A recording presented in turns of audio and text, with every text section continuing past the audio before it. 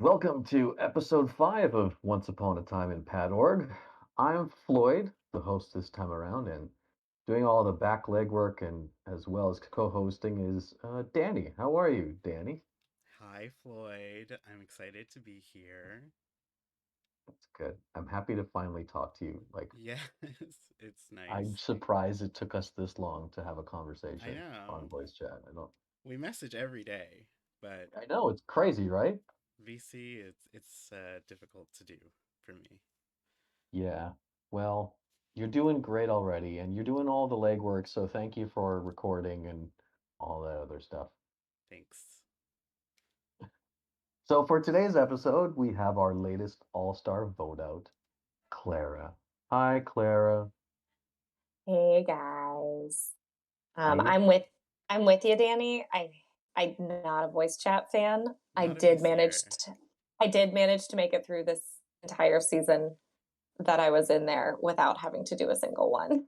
Whoa, Wow. not even with B?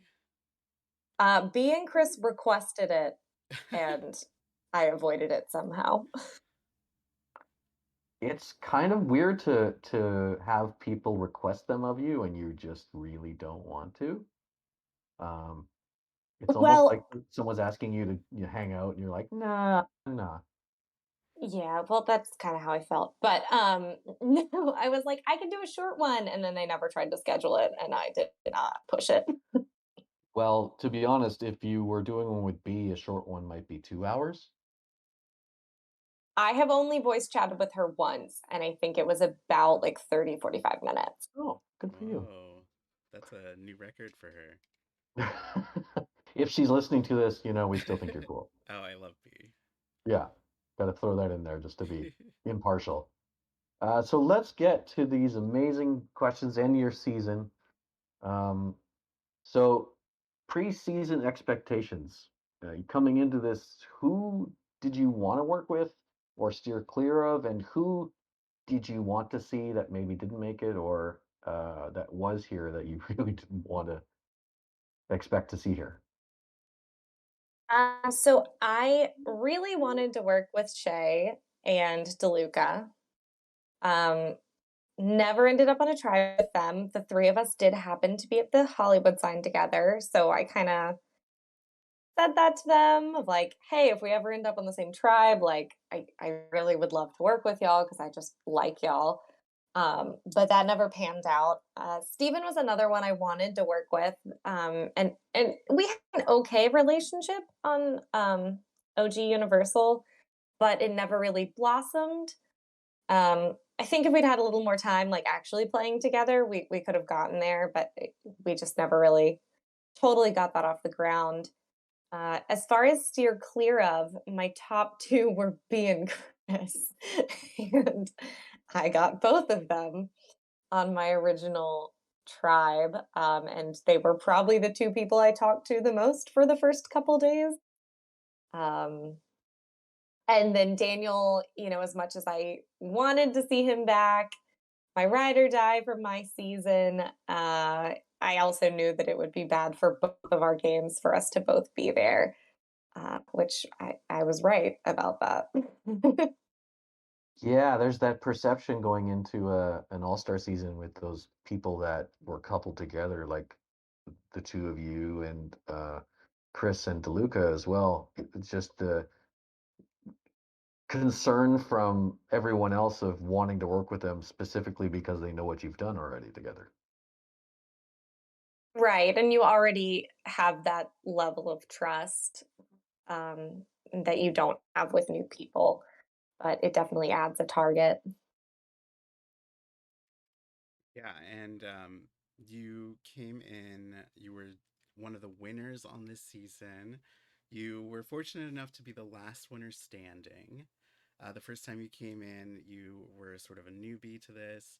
You didn't have a title, but now you're coming into this game with the winner title as well as player of the season.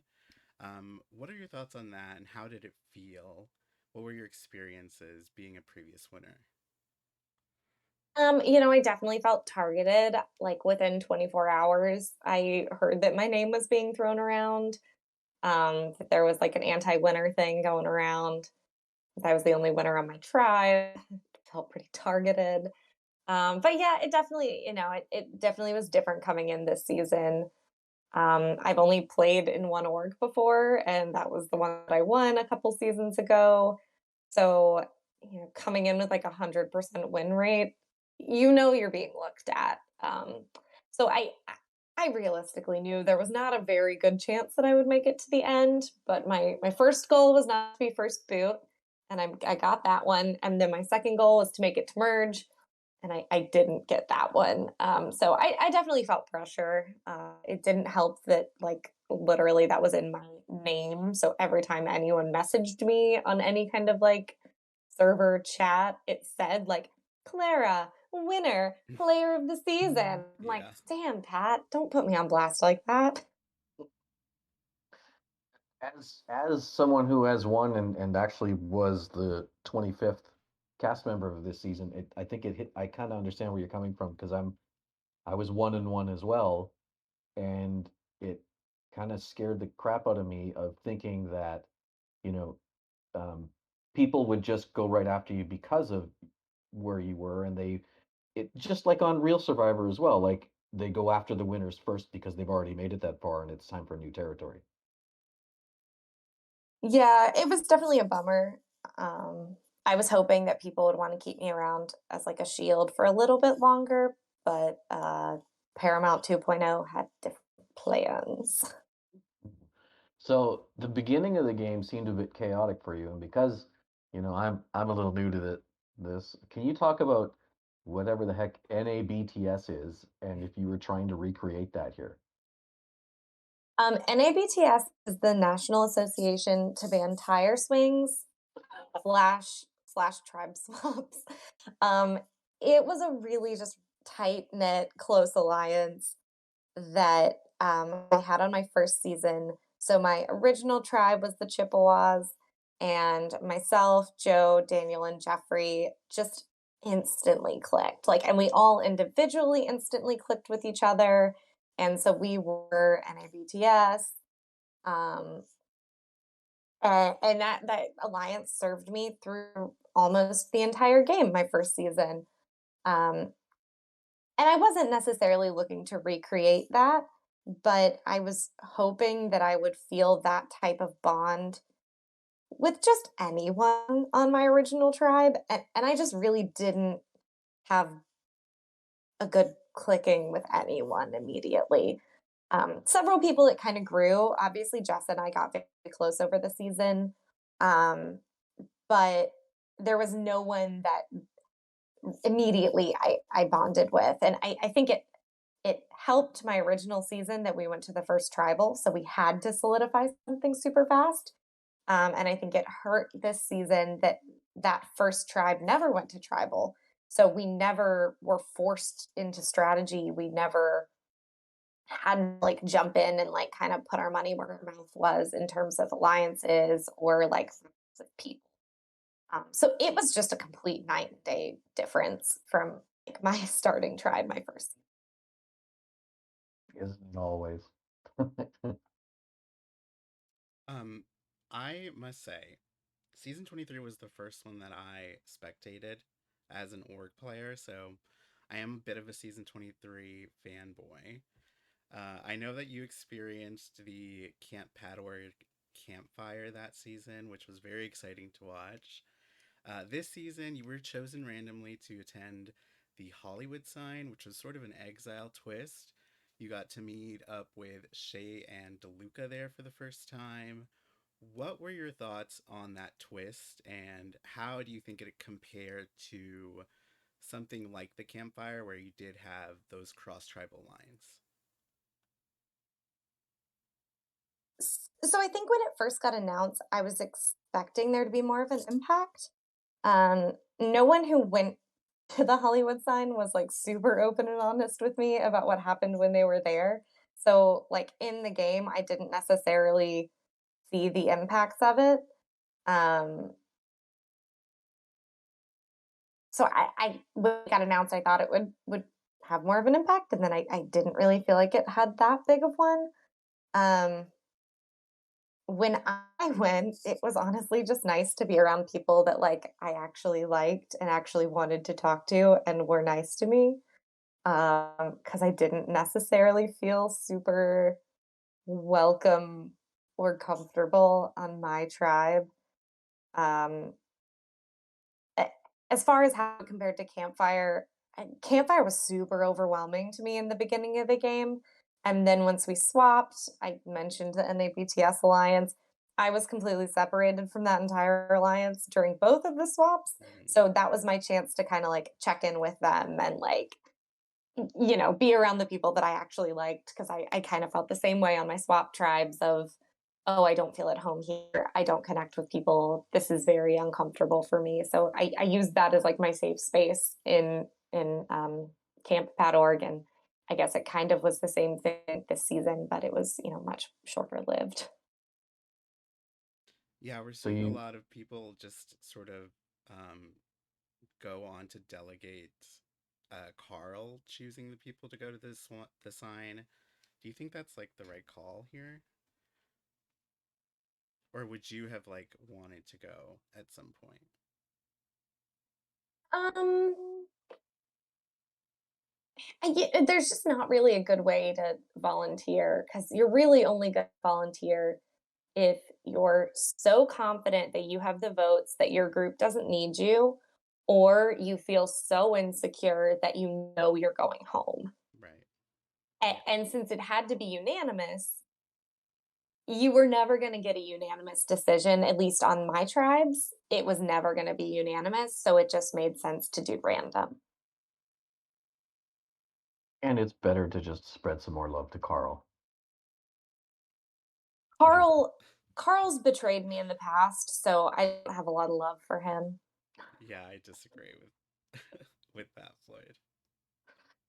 I'm just, I badmouthed him on a previous episode of the podcast, so I just wanted to bring it back around in case he can hear me somehow. Um, so you get back from the sign, and the swap comes, and you link up with Daniel.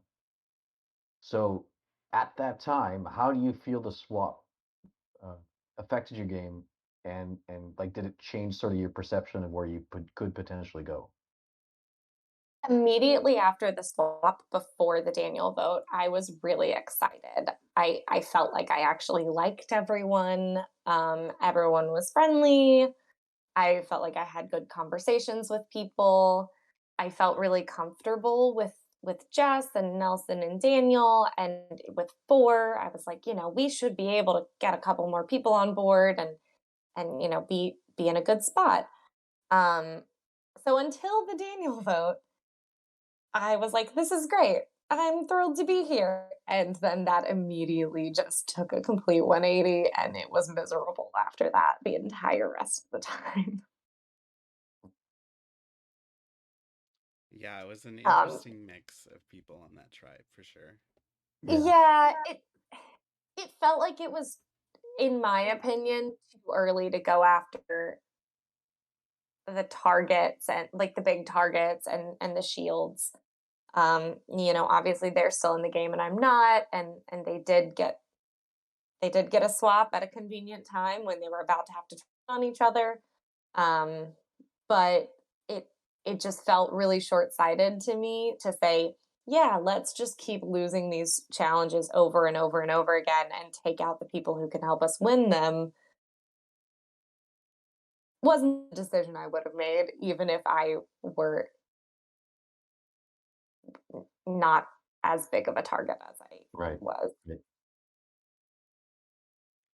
Yeah, I mean, and then let's also discuss this idea of a season 22, season 23 alliance. We have on that tribe yourself, Daniel, Nelson, Jess, and Sarah. This group of five really could have controlled the votes and, for at least a few rounds, but why do you think it ultimately didn't pan out? Yeah, I was really excited about that alliance. I had good interactions with Sarah, like, preseason or like between my season and when All Stars started. So I was initially excited to see her Nelson and I always got along really well. We just were never really like working on the same side. So was happy to see him. Obviously, was happy to see Daniel.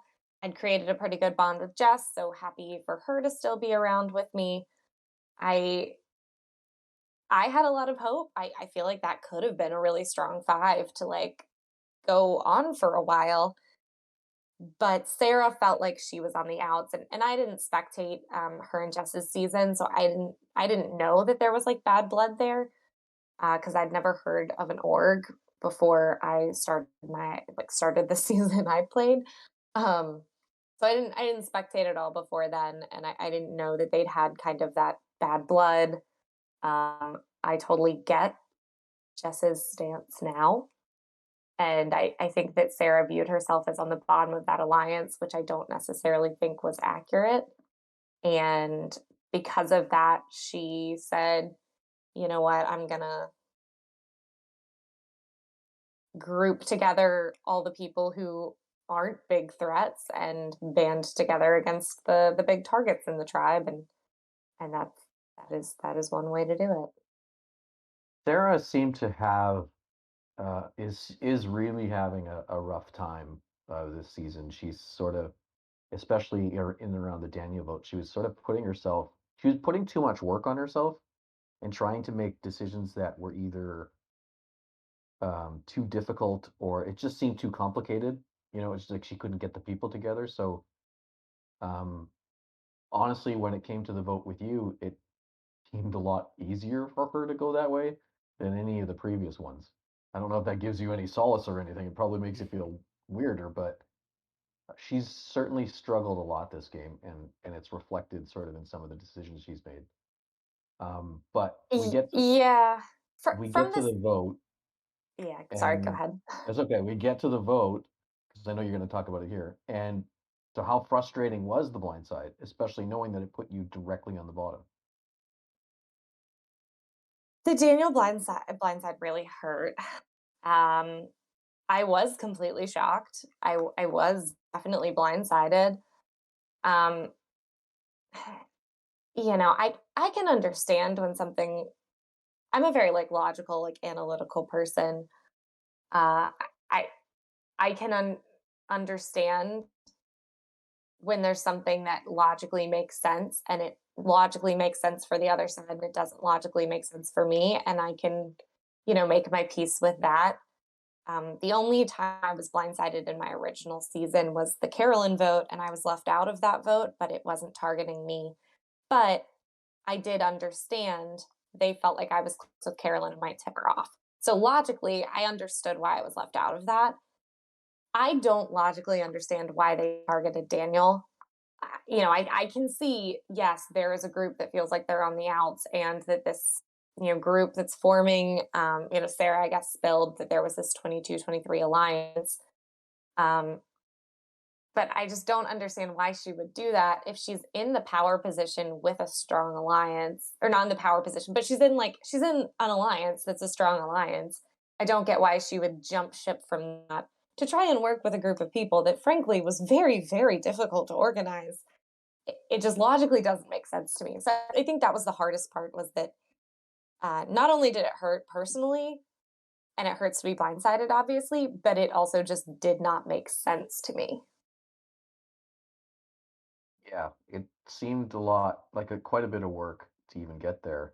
Um, so I think I was kind of surprised that it happened too. But Danny, Yeah, it was definitely a complicated round. We have yet to speak to yeah, Daniel about it, but it took a lot to get him out.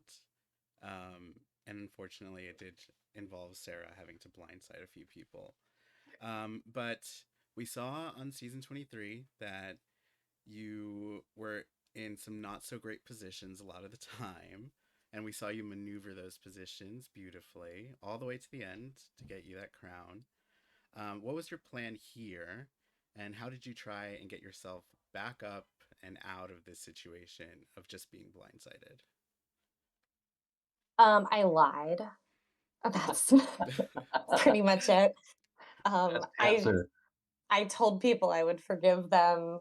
I told people I would have voted for them if they just told me, and obviously that was a lie.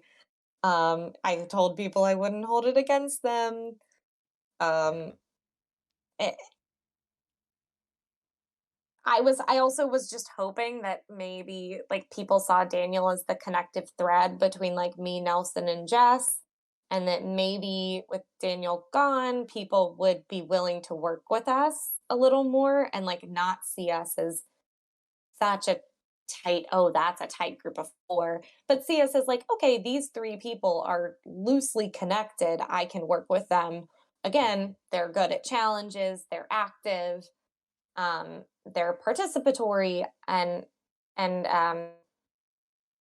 it it even still hurts a little just like how um, personal Sarah made it. Some of our conversations after the Daniel vote were, oh, like I'd say, I hope that you voting Daniel out doesn't mean that you don't want to work with me because I genuinely really want to work with you, even with this that happened, and that was genuine. Um, that I was still open to working with her. And she, would say, "Oh, I feel so great about you," like, knowing that she was planning to vote me out next. And then saying, like, me saying, like, "I'm still open to a 22-23 alliance," like, maybe now that things have shifted a little, like, won't feel so much at bottom, and, her saying, like, "Yeah, no, I totally wanna do that." It felt very two-faced, it still feels very two-faced. I think that there's a certain level of, like, lying within the game that makes sense, and there's a certain level that is just unnecessary, and I feel like she crossed that line for me, I think Jess probably feels like she crossed that line for her. I'm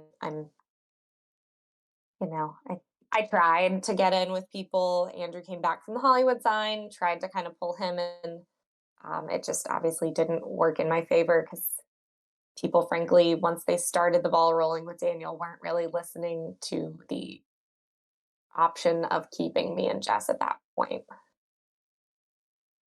And so you're in a position, where you're pretty low on the totem pole, and uh, it's coming towards you, and it's just, the vote is super chaotic. The setup to the vote to get you out is chaotic. Gabe is kind of all over the place. He wants to kind of go after EJ, and everyone freaks out about Gabe wanting to not do the thing that they wanted him to do. And it takes a lot of work for them to sort of convince him that it's you, and it's just it's a big mess. It's everything is a mess.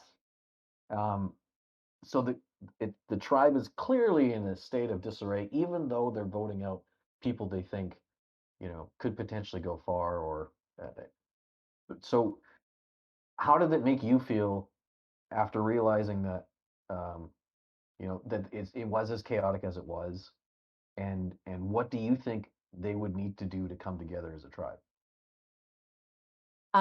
Chaotic is a good description for Paramount. It's just a bad tribe. Um, Honestly, the only thing I think they could do to like get themselves together was to not vote out me and Daniel and now Jess. Like the 3 of us had the ability to organize us, strategize, figure out how we could maybe win a couple challenges. I was hoping that they wouldn't have a swap so soon because I really, really wanted them to, make their bed and now have to lie in it.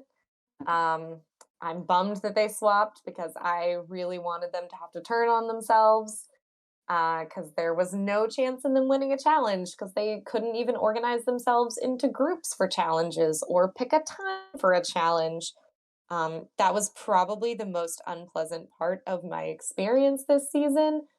Not even tribals, was literally just trying to get people organized for challenges. It made me want to rip my hair out every single time on Paramount. Yeah,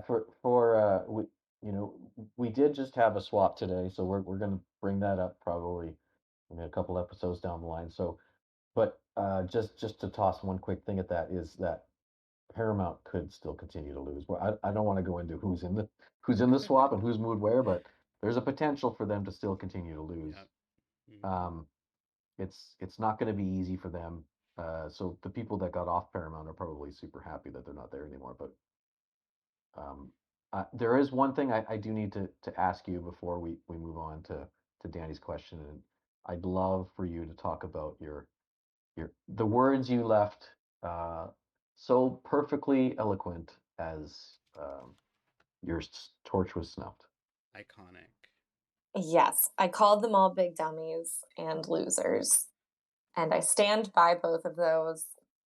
Um, they did continue to lose the challenge after I left. Uh, I wanted Stanley or EJ out when they went for Daniel.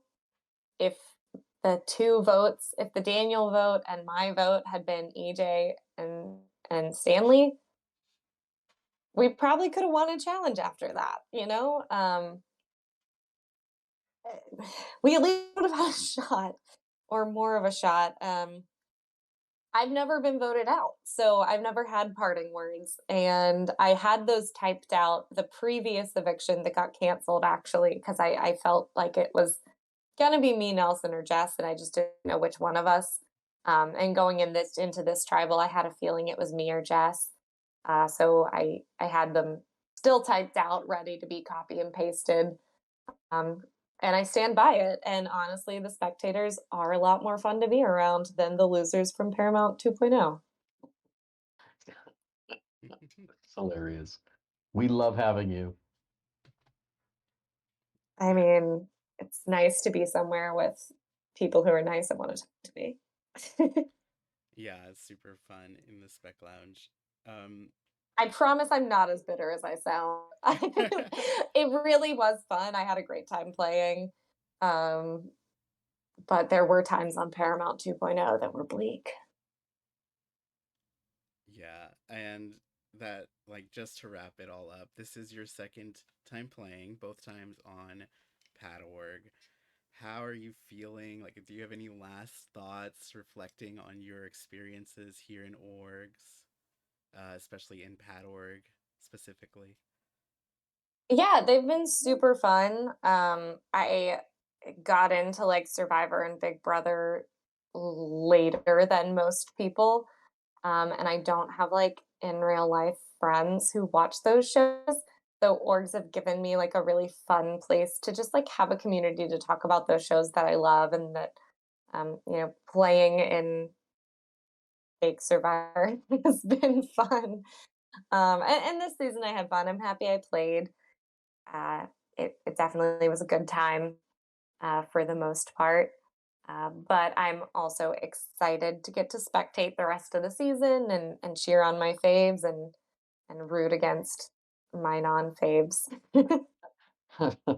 Turn off the notifications to their channel so you don't have to read them. No, but I kind of want to read them so that like anytime I think like maybe I'm being too hard on them, I can read their confessionables and be like, no, Gabe just shaded Taylor Swift. We hate him. Well, thank you so much. It's been a pleasure having you as a guest. Um, we appreciate the time that you've given us, and you really did. You were the last winner, and as a previous winner myself, I have to say you did really well, and you represented us well. I hope this isn't the last time you play. Um, I hope you play again and get to experience a better situation. Thank you. It's been super fun talking to y'all. I'll definitely be in the spec lounge throwing my opinions around. Um, I'd love to be in Ponderosa at some point. Like that's a thing on my Survivor org bucket list that I haven't done yet. So maybe someday I'll get to do that. Oh, that's right. Neither of you Great. have been to Ponderosa, right?